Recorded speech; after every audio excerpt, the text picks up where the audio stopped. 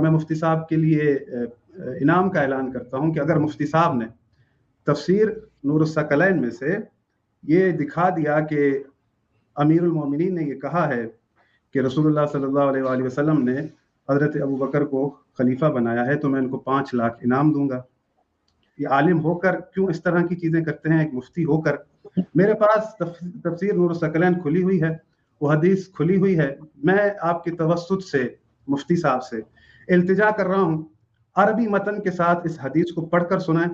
کریں پیش، لیکن پہلے ان باتوں کے آپ جواب دینے پڑیں گے. آپ کو آپ مجھے اپنا واٹس ایپ بھیجیں، میں آپ کو نور الثقلین کا مجھے نکالتے ہوئے دیر لگے گی، میں آپ کو اسکین نہیں کریں گے. اس سے پہلے صاحب رائے فرار اختیار کرنے نہیں دوں گا میں آج آپ کو، کیونکہ آپ نے جھوٹ بولا ہے، توبہ نہیں کی تو پھر آپ جو ہے نا یاد رکھیے گا، میں آپ کو ہرگز نہیں چھوڑوں گا. آج یہاں سے آپ نہیں جائیں گے، یہ بات میری یاد رکھیے گا. آپ نے تفسیر نور الثقلین 5 لاکھ کا انعام آپ کے لیے میں نے لکھا ہے، کہا اقرار کیا ہے. دکھانا میں ابھی آپ بیچ میں نہیں بولیں گے. آپ خود متن پڑھیں گے، آیت پڑھیں گے، اس کی تفسیر پڑھیں گے. آپ کے پاس نہیں ہے، آپ نے جھوٹ بولا ہے. اور دوسری بات یہ کہ آپ سب سے پہلے جو رسول خدا کے والدین کے لیے آپ نے لکھا ہے، آپ کے پاس کیا ثبوت ہے؟ میں آپ سے پوچھوں کہ حضرت ابو بکر کے والد اور والدہ کا نکاح کیسے ہوا تھا؟ میں آپ سے پوچھوں حضرت عمر کے والد اور والدہ کا نکاح کیسے ہوا تھا؟ کس طرح سے انہوں نے زندگی گزاری ہے؟ بھائی اس باتوں میں نہ پڑیں ورنہ آپ کے ساتھ بڑی بری ہو جانی ہے.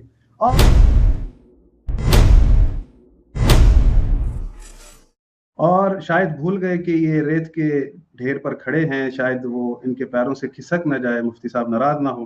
انہوں نے پروگرام کے اندر، پچھلے پروگرام میں ضرور چاہوں گا، کیونکہ انہوں نے جو مجھے چیلنج دیتے وقت 2 چیزوں کا تذکرہ کیا تھا. ایک یہ انہوں نے کہا کہ جناب حضرت ابو بکر کے لیے امیر المومنین علی علیہ السلام نے فرمایا کہ تفسیر نور الثقلین کا حوالہ دیتے ہوئے کہ اللہ کے رسول نے ان کو اپنا خلیفہ بنایا ہے. یہ بات مفتی صاحب نے جھوٹ کہی تھی، اور میں آپ کو حکم بنا رہا ہوں، تمام سننے والوں کو حکم بنا رہا ہوں، اور میں مفتی صاحب کے لیے انعام کا اعلان کرتا ہوں کہ اگر مفتی صاحب نے تفسیر نور الثقلین میں سے یہ دکھا دیا کہ امیر المومنین نے یہ کہا ہے کہ رسول اللہ صلی اللہ علیہ وآلہ وسلم نے حضرت ابو بکر کو خلیفہ بنایا ہے تو میں ان کو 5 لاکھ انعام دوں گا. جیسا یہ کہیں گے ویسا کروں گا.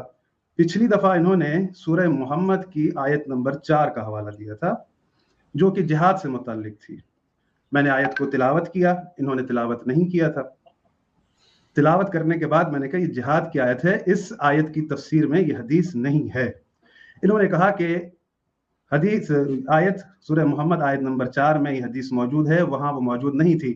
کیونکہ انہوں نے سننے والوں کو دھوکہ دیا، مجھے بھی دھوکہ دیا، کیونکہ میں جب دیکھ رہا تھا تو سورہ محمد آیت نمبر 4 کی تفسیر دیکھ رہا تھا، اور اس آیت نمبر 4 میں یہ حدیث نہیں تھی، بلکہ یہ حدیث تھی سورہ محمد کی آیت نمبر 1 میں، جس میں اللہ رب العالمین فرماتا ہے بسم اللہ الرحمن الرحیم کہ الذین کفروا وصدوا عن سبیل اللہ اضل اعمالہم، کہ جس نے بھی انکار کیا اور لوگوں کو اللہ کی سبیل سے روکا، اس کے اعمال ضائع ہو چکے، اس کے اعمال ہبط ہو چکے. اس آیت کی تفسیر میں عبارت موجود ہے جس سے انہوں نے دھوکہ دیا. مجھے نہیں پتا کہ یہ عالم ہو کر کیوں اس طرح کی چیزیں کرتے ہیں، ایک مفتی ہو کر. میرے پاس تفسیر نور الثقلین کھلی ہوئی ہے، وہ حدیث کھلی ہوئی ہے. میں آپ کے توسط سے مفتی صاحب سے التجا کر رہا ہوں عربی متن کے ساتھ اس حدیث کو پڑھ کر سنائیں.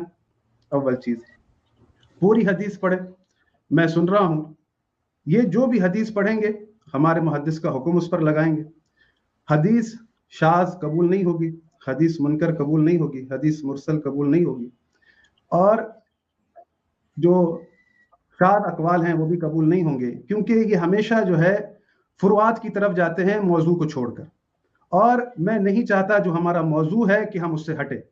اول چیز یہ کہ ہمارا موضوع جو طے ہوا تھا، میں یہ ثابت کروں گا کہ امیر المومنین علی علیہ السلام اللہ کے رسول کے خلیفہ بلا فصل ہیں، اور یہ ثابت کریں گے کہ حضرت ابو بکر اللہ کے رسول کے خلیفہ بلا فصل ہیں، اور پورے یعنی اپنے دلائل دیں گے، دلائل پر غور و فکر کریں گے اور فروعات کی طرف نہیں جائیں گے. یہ مجھے امیر المومنین کی ولایت کو باطل ثابت کر دیں، ان کی امامت کو باطل ثابت کر دیں، میں باقی 11 امام نہیں مانوں گا. اور اس کے بعد جو میرا کام ہے، میں قرآن اور اللہ کے رسول کے فرمان سے اس بات کو وعدے کروں گا کہ یہ ہدایت کا ذمہ اللہ کا ہے، یہ عہدہ امامت اللہ کا ہے، یہ منصب الہی منصب ہے جسے اللہ نے رکھا ہے، اور اللہ رب العالمین نے یہ سلسلہ رکھا ہے تا امام مہدی علیہ السلام تک، اور اللہ کے رسول نے ان کی وصیت کی ہے۔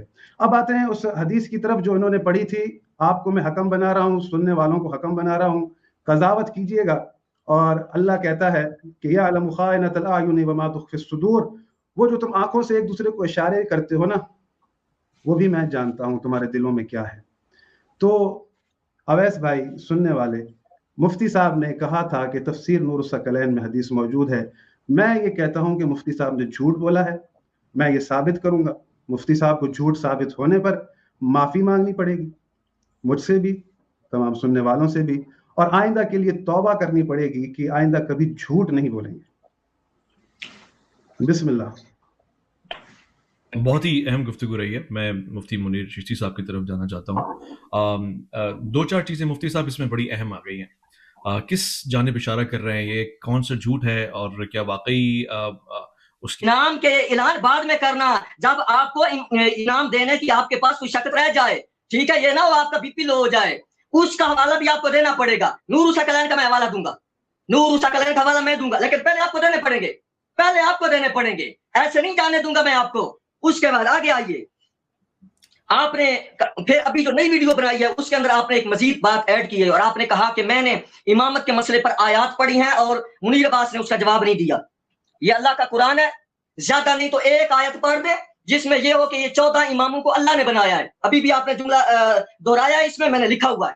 تو آپ 12 اماموں کے امام ہونے پر منصوص من اللہ، منصوص من اللہ کا مطلب یہ ہے کہ اللہ نے بنایا۔ کہاں لکھا ہے کہ اللہ نے بنایا؟ آپ کے اماموں کو بنایا۔ دیکھیں، اپنے امام کے بارے میں آپ نے بات کرنی ہے، یہ نہیں کہ کسی اور امام کا، امام ہدایت کا اور امام نار کا ذکر ہو قرآن پاک میں اور آپ اس آیت کی طرف جائیں۔ آیت پڑھیں گے، آیت، پہلے میری بات اچھی طرح سن لیں، موضوع سے ہٹ کے آپ آیت نہیں پڑھیں گے، اور جب آپ تفسیر سے کسی بات سے دلیل کریں گے یا اس کی تشریح کریں گے، توضیح کریں گے، اللہ کے رسول کے فرمان سے کریں گے۔ اپنی ذاتی رائے اس میں گھسیڑنے کی کوشش کی تو پھر میں برداشت نہیں کروں گا، پھر میں وہ احادیث پڑھوں گا شیعہ کتابوں سے کہ امام فرماتے ہیں جو اپنی طرف سے تفسیر کرے وہ تفسیر بھی رائے ہے، وہ حرام ہے۔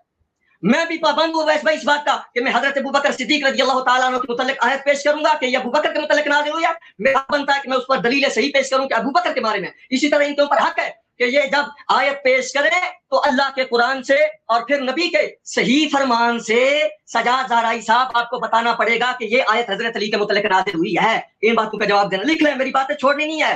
آج آپ کو میں بتاؤں گا کہ ریت کے ڈھیر پہ کون کھڑا ہے اور گٹر کے کنارے پہ کون کھڑا ہے، آپ کو یہ ساری باتیں بھول جائیں گی۔ آئیے، آپ نے کہا کہ محدث کا حکم لگائیں گے، دکھائیں گے، شیعہ کتابوں سے اس کی تصریحات دکھائیں گے۔ آج میری طرف دیکھیں سجاد زہرائی، اللہ کا قرآن سر پہ رکھ کے بتاؤ آج دن تک کتنی اہل سنت کے خلاف حدیثیں پڑھی ہیں تم نے؟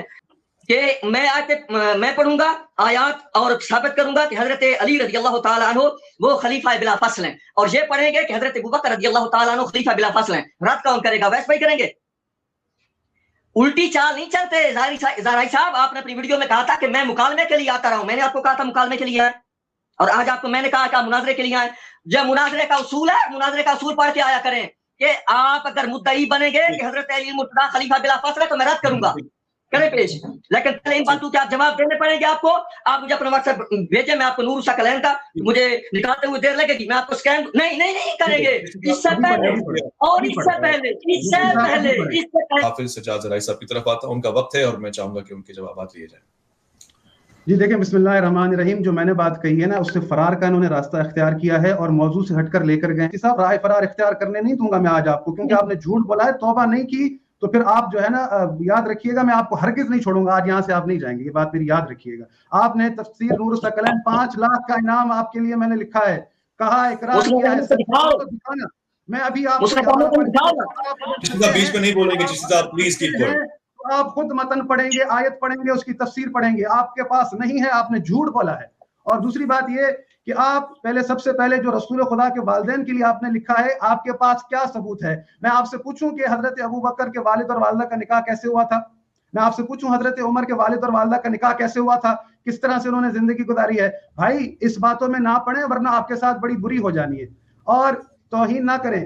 آپ کا موضوع ہے خلافت پر رہیں۔ اگر آپ کو یہ موضوع اس پر بات کرنی ہے تو یہ پورا موضوع الگ سے، اویس بھائی بیٹھے ان سے ٹائم لے لیں کہ اس موضوع پہ ہم الگ سے بات کریں۔ پھر نکاح، انہوں نے کہا کہ ہم نبی کی ساری اولاد کو مانتے ہیں، بھائی حضرت نوح کے بیٹے کو مانتے ہیں جس نے حضرت نوح کا انکار کیا جو غرق ہو گیا تھا۔ اللہ قرآن میں کہہ رہا ہے کہ وَلَقَدْ أَرْسَلْنَا نُوحًا وَإِبْرَاهِيمَ وَجَعَلْنَا فِي ذُرِّيَّتِهِمُ النُّبُوَّةَ وَالْكِتَابَ فَمِنْهُمْ مُهْتَدٍ، کہ ہم نے نوح اور ابراہیم کی ذریت میں کتاب کو بھی رکھا, ہم نے نبوت کو بھی رکھا, جو ہدایت والے تھے. وَكَثِيرٌ مِّنْهُمْ فَاسِقُونَ, لیکن اکثر ان کی اولاد کیا تھی؟ فاسق تھی. تو آپ کو یہ پتہ ہونا چاہیے کہ امامت کا عہدہ اسے ملے گا, نبوت اسے ملے گی, کتاب اس کو ملے گی جو ہدایت پر ہوگا. میری باتوں پر غور کریں, آپ میری باتوں کو ادھر ادھر کر دیتے ہیں.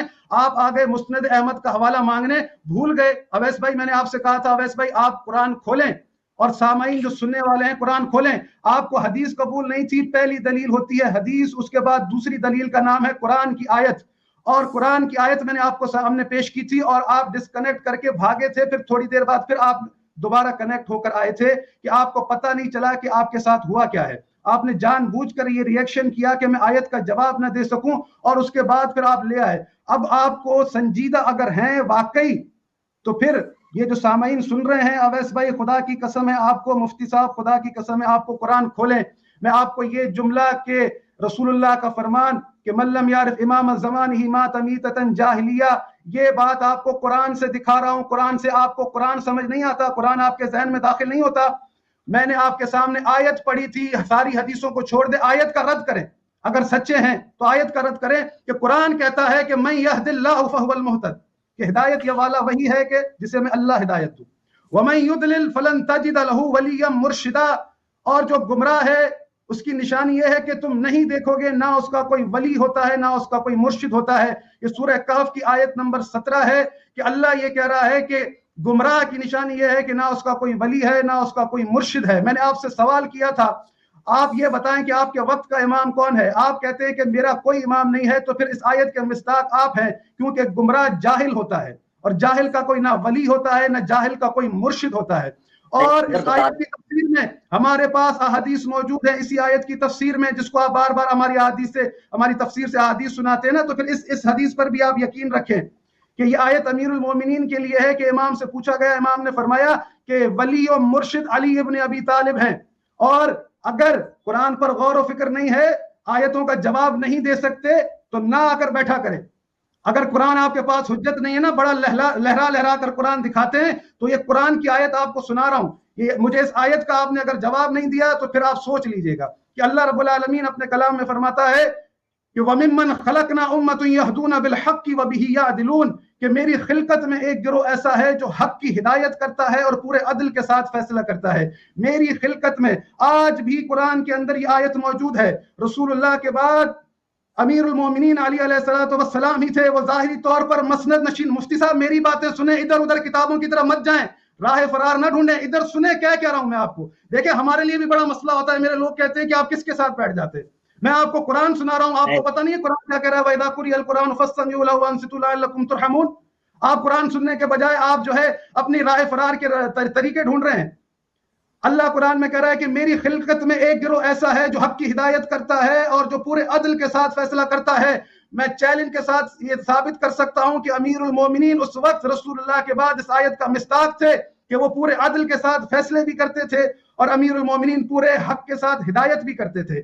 یہ منصب الہی منصب ہے. میں آپ کو تمام واضح کروں گا یہ چیزیں ان کی احادیث میں سے اور قرآن کی آیات میں سے کہ یہ امر اللہ کا ہے, اور لوگوں نے رسول اللہ سے خلافت طلب کی اور رسول اللہ نے ان کو کیا جواب دیا وہ بھی میں آپ کو بتاؤں گا. اور رسول اللہ نے اپنی لسان مبارک سے کہا کہ علی میرا خلیفہ ہے میرے بعد, یہ بھی ثابت کروں گا.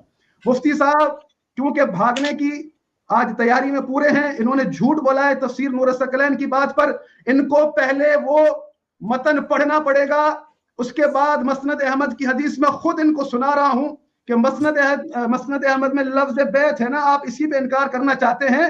اور آپ کے تمام شارحین نے شرح صحیح مسلم میں, شرح بخاری میں یہ لکھا ہے کہ اس سے مراد, بیعت سے مراد وقت کے امام کو پہچاننا ہے. پہچانیں گے نہیں تو بیعت کیسے کریں گے؟ اگر پہچانیں گے نہیں, معرفت نہیں ہوگی تو ایسے جیسے تیسے کی بیعت کر لیں گے. تو تبھی تو آپ نے یہ قانون بنایا ہے کہ جو جیسا فاسق فاجر آ جائے اس کی اطاعت اللہ نے واجب کی ہے. بھائی اللہ کے رسول, میں نے پہلے بھی یہ سوال اٹھائے ہیں, میرے سوالوں کے کوئی جواب نہیں دیتا. مفتی صاحب نہ آیت پر غور کرتے ہیں, نہ سنتے ہیں کہ میں کیا رہا ہوں, نہ اس کا جواب دیتے ہیں. میں نے یہ کہا ہے, آیت پڑھ کر سنائی ہے کہ امیر المومنین علی علیہ السلام اس آیت کا مصداق ہے. ان کے فضل میں آیت اتری ہے کہ رسول اللہ کے بعد وہ اس امت اس گروہ کے سربراہ ہیں جو حق کی ہدایت کرتے ہیں اور پورے عدل کے ساتھ فیصلے کرتے ہیں. کون رجوع کرتا تھا, کون رجوع کرتا تھا امیر المومنین علیہ الصلوۃ والسلام سے قضاوت کے لیے؟